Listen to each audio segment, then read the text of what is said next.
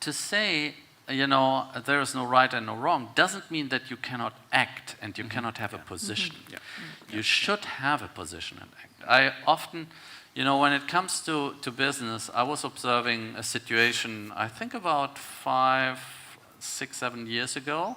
There is a pharmaceutical industry or a company in India, Chipla.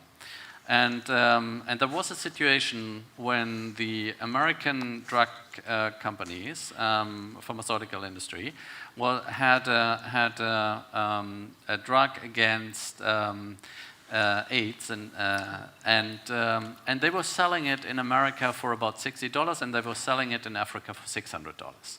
So in Africa, and they were not willing actually to change that. So in Africa, of course, people even cannot afford $60, but they couldn't afford $600. So this company, Chipla, came in and they said, we don't have the patent for that drug, but we're going to infringe that. We're going to do that.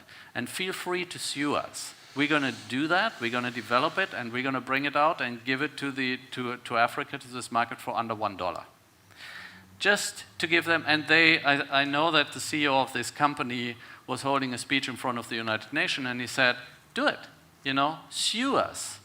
But this is the attitude which I think is needed these days, that we need to come across borders, regulation, frameworks, laws, even laws, if we feel this is the right thing to do. And not in an aggressive way, but in a way that you invite people to come in and said, but we know that we need to do this. And there are lots of examples in history where we see that people overcame frameworks where you always said, oh, this is not possible. This will never change.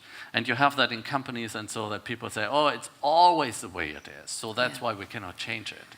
But that is, for me, always the reason why we need to change it. And we have good examples in our world, in every sector, even with pupils, with students, on all generations, people who dare, people who fear, people who think, no, this is not right, we need to do something else. And then not fight against it, fight for something. That is very important, I